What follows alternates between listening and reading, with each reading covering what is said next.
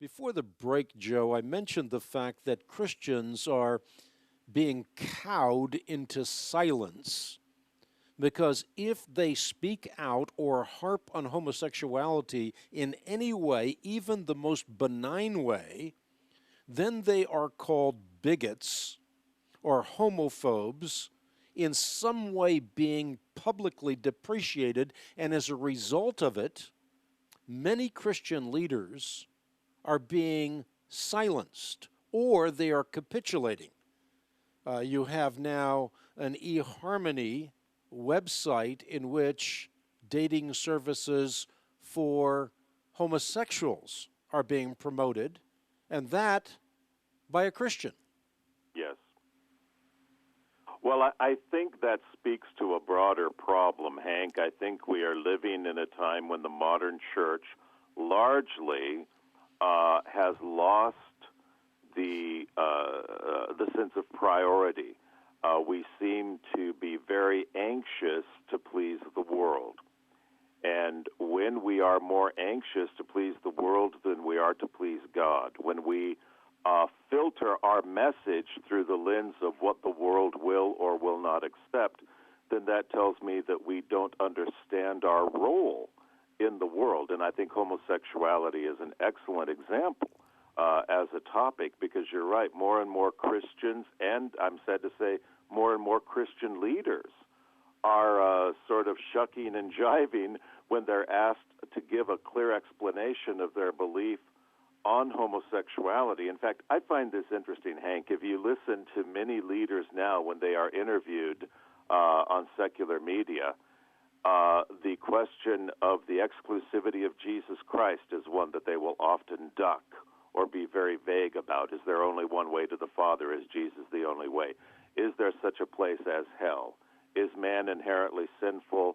And what is the normal definition of human sexuality according to Scripture? And those are four topics I find more and more Christian leaders are becoming very vague about and very, very frightened to offend on. And I think that that tells me we are either believing what the world says about human sexuality, or, more likely, we are simply falsely assuming that our primary job is to make nice with the culture, and if the culture is disapproving of us, we must change our message.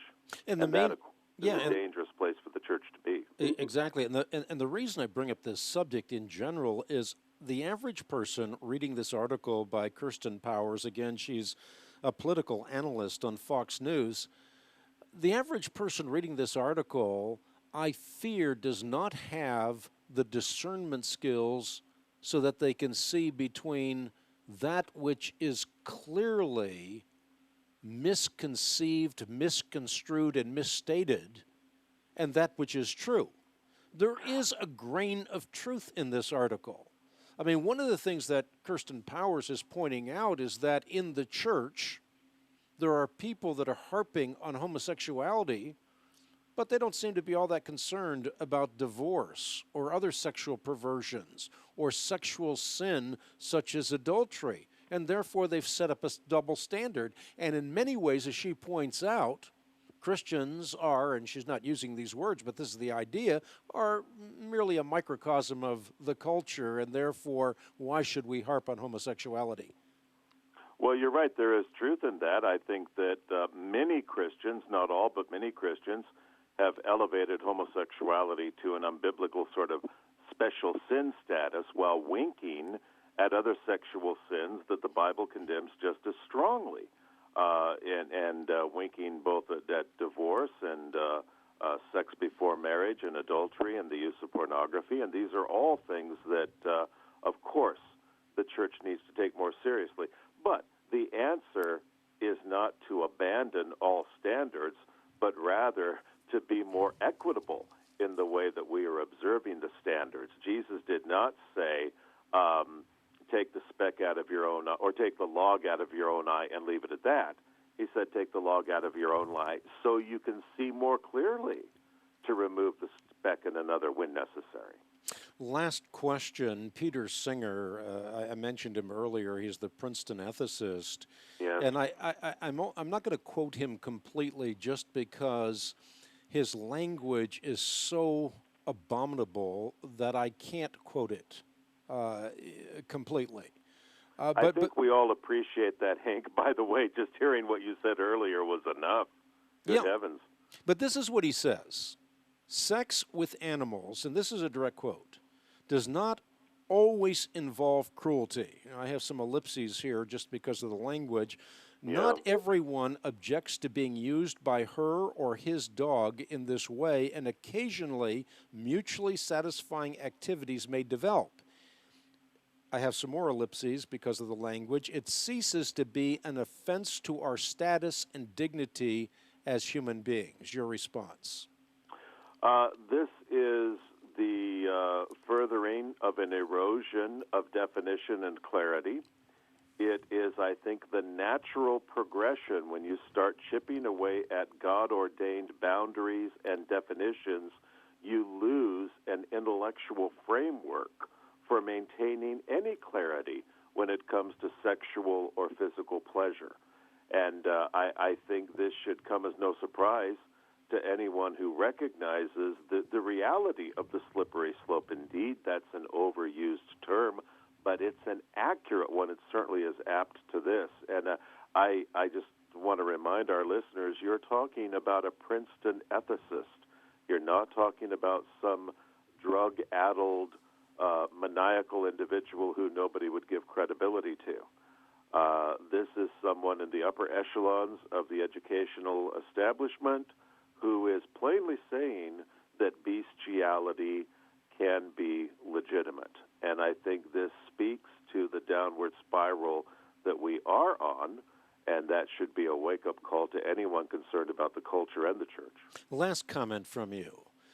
I am on the Bible Answer Man broadcast telling it like it is. There's always a price to be paid, particularly when Christians in general look more like the culture than first century or New Testament Christianity.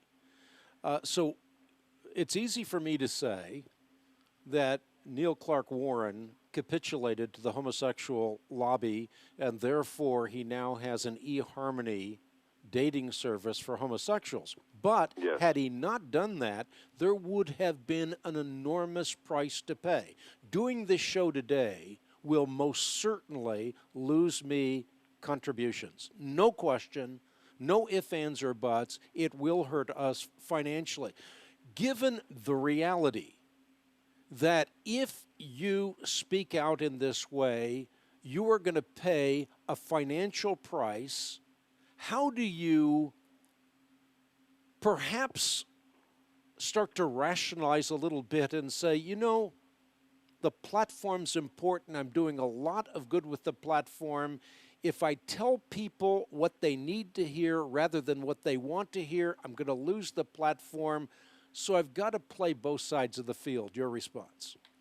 I think that type of thinking implies the person sees their ministry or their service or indeed their very life as all built up in the natural. If I was thinking like a politician or like someone who wanted to be popular or just a secular businessman, then I would say that argument makes sense. If we believe, though, that our ministries and our work are God-ordained, we must then conclude that God will protect his work and his workers. And Hank, we can't stress this enough. We are entering a time of fear. We are going to see challenges to tax-exempt status over the issue of homosexuality. We will see lawsuits. We will see more public ridicule. We will see more leadership taking the position that our position is homophobic. We will see more celebrities coming out and saying that it is hateful to hold the traditional view. It is going to be hard to maintain that position with clarity. There will be a price to pay. And I want to challenge our listeners, indeed all of us, to remember what we are here for. We were never put here to make everyone happy or to be rich and comfortable. We're stewards of truth, and we are going to answer at the judgment seat of Christ for how we have stewarded the truth. Joe Dallas. He is the Program Director of Genesis Counseling in Tustin, California. I appreciate your comments on today's edition of the Bible Answer Man broadcast. Always a pleasure, Hank. Thank you.